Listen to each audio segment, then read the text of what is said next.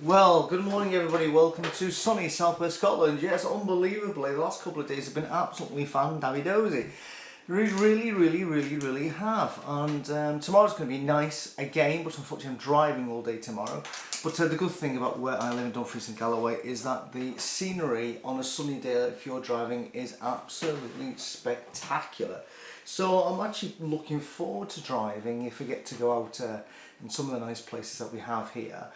And on Friday it's going to be 28 degrees in this part of Scotland, the warmest area in Scotland. So we were supposed to be going down to Banbury in Oxfordshire because on Saturday we're going to go to an outdoor convention, not a Jehovah's Witness convention. Dear, I've never thought about that before, but there's a band called Fairport Convention, and they have a festival every year called the Fairport Croppity Convention in a village called Croppity. And last year we went to it when it was sort of honed down to just playing in the Brasenose pub garden, and we got absolutely pished upon. But this year there's going to be a big difference. There's now a heat wave in England, the second heat wave, and when we're there on Saturday it is going to be around about 33 degrees, and I don't think I've experienced 33 degrees in for a number of years. Even when I was in Valencia the other week it was around about 30, so 33 is going to be amazing. So we'll be an outdoor festival, seeing the wonderful Fairport Convention doing their album called The Full House, 52 years after it was made.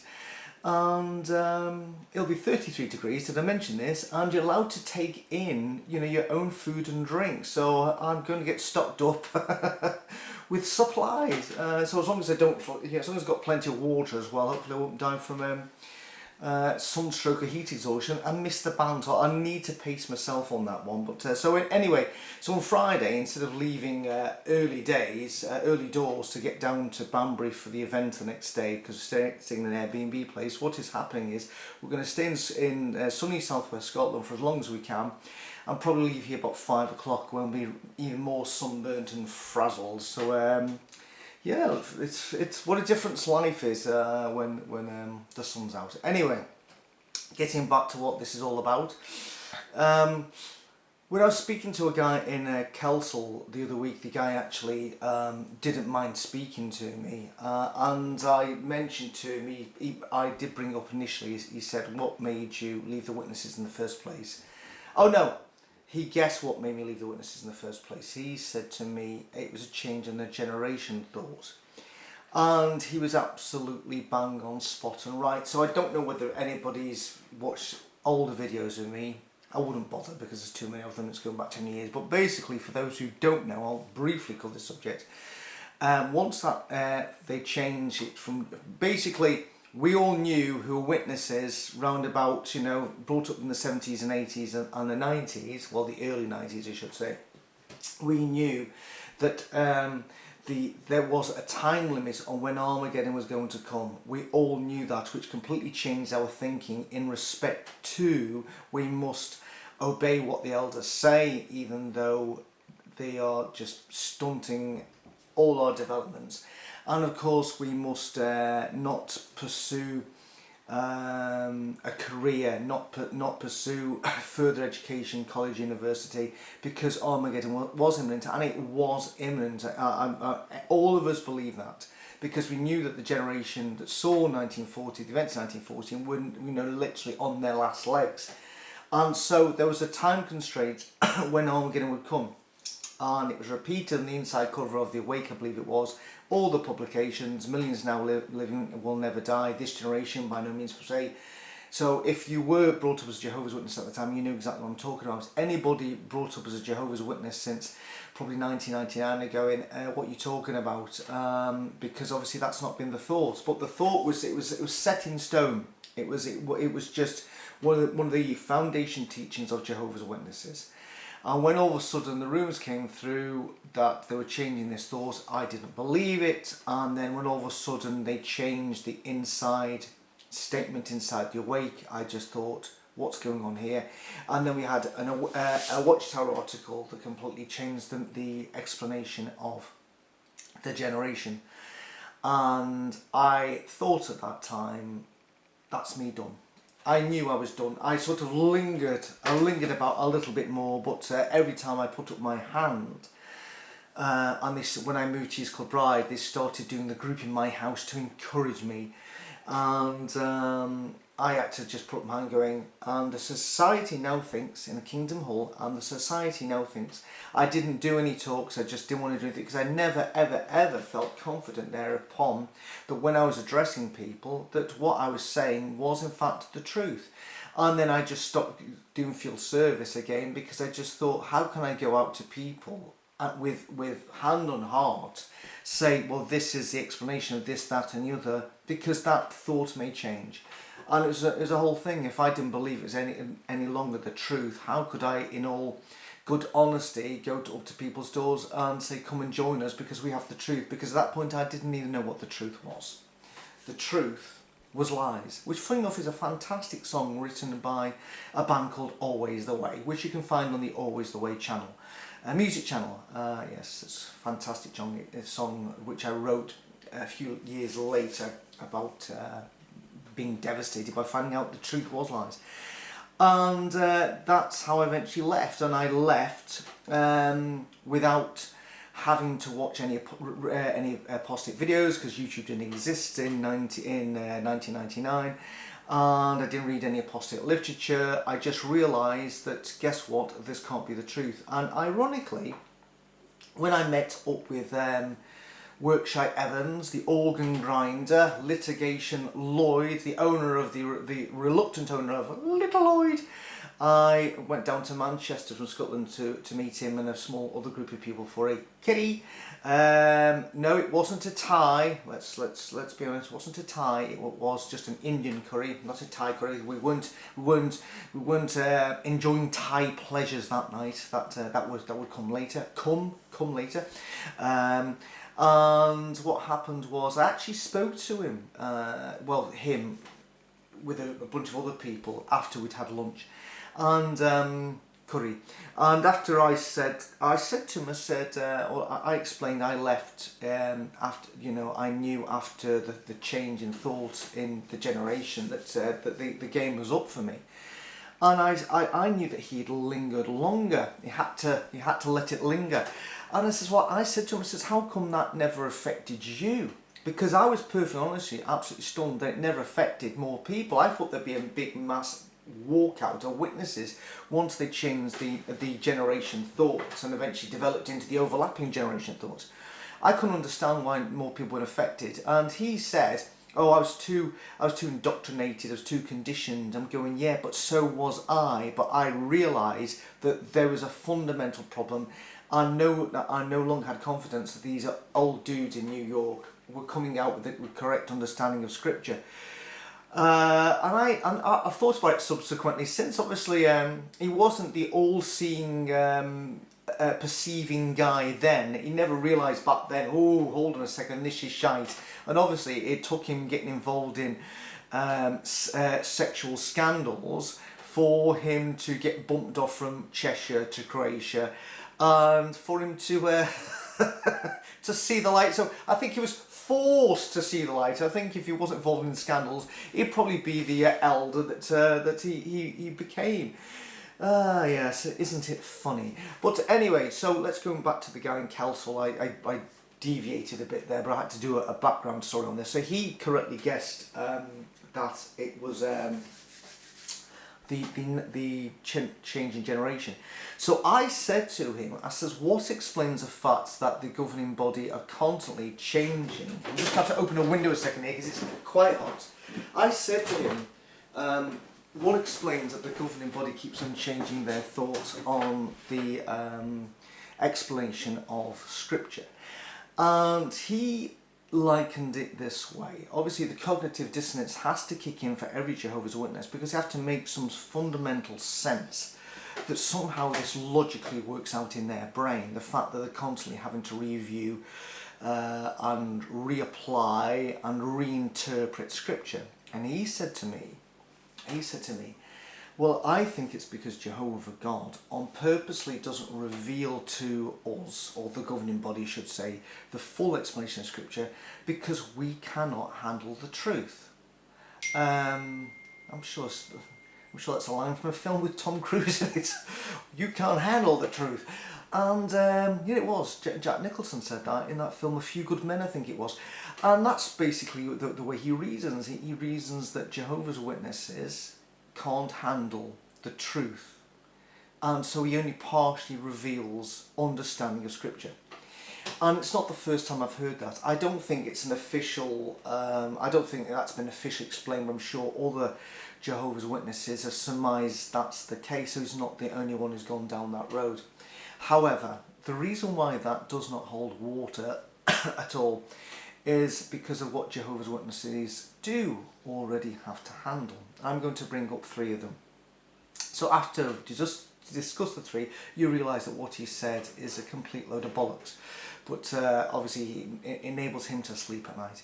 So number 1 is, if you are a Jehovah's Witness, you know already that if your child, your pride and joy, your own flesh and blood, if they get involved in an accident or they become seriously ill or whatever, and that the experts tell them your child might not survive the night unless they have a blood transfusion, parents of Jehovah's Witnesses know that they're going to fight, tooth and nail to ensure that no blood is administered to their child, knowing that full well it might lead to their death. And it has led to the deaths of thousands of Jehovah's Witnesses, including a lot of children, because the parents have decided, no, we don't want this medical procedure for our child, and they accept that their child may die, and they have died. This is their own flesh and blood. And normally a normal parent would do anything, literally fly the children here, there and everywhere, any procedure, whatever, to get to save their child's life. But Jehovah's Witnesses, as we know, don't do that. They will see their child die rather than blood be administered based on an interpretation by these wise old crackpots on a couple of dodgy scriptures from a book which is a few thousand years old, when blood transfusions didn't exist. Secondly, they accept that if their child eventually turns around at a later age and says, I don't no longer want to be known as a Jehovah's Witness, or they get disfellowshipped for whatever reason, that for the rest of their natural lives, that especially if the child no longer lives in the house, that they will no longer have any normal father and son or mother and daughter relationship with their child, ever. They know the relationship's done unless they come back to the meetings. If they don't come back to meetings, get reinstated, they will have no contact. They will shun their child and probably have no relationship with their grandchildren, which may come from whatever relationship the son or daughter's in. They accept that, they know that, that has been going on for many years, and it's still going on for now. Thirdly, they know that when Armageddon comes, which as we all know is literally just round the corner, it's in touching distance, literally, we could see it if we just keeped around the corner a little bit more. They know at Armageddon that in the spectacular slaughter, which will be dished out by the now angelic members of the governing body, those kindly old boys from New York who will actually be doing the turn, killing thousands of people, that amongst the spectacular slaughter they're going to lose all their relatives who are not baptized Jehovah's Witnesses, maybe their husband that they've been married to for like 75 years who never took the truth and remained a Catholic or a Protestant or just an atheist. If they're younger, they'll lose their mum and dad because they, again, never ever took the truth and they remain Church of England. All their cousins, all their aunties, all their workmates, all their old school friends, all their neighbours, all the friendships that they have outside Jehovah's Witnesses, all of them are going to die. They will lose everybody they've ever loved and ever known all their life, unless that person is a baptized Jehovah's Witness. And even in those cases, it's hinted that of course there are some baptized Jehovah's Witnesses will not make it as well. So when you think of those 3 things, when you think about the fact that they will allow their child to die by refusing a blood transfusion, that they will shun their child and sort of pretend they're dead for the rest of their natural lives if they get disfellowshipped or disassociated, that they know that very soon that they are going to see slaughtered in front of them everybody they've ever known and ever loved at Armageddon. Tell me, if you've accepted as a Jehovah's Witness those three fundamental facts, what else is there that's going to shock them? What else is there that Jehovah thinks, you know what, I don't think they can deal with the full explanation of Matthew 24. I don't think they can deal with the full explanation of the generation interpretation.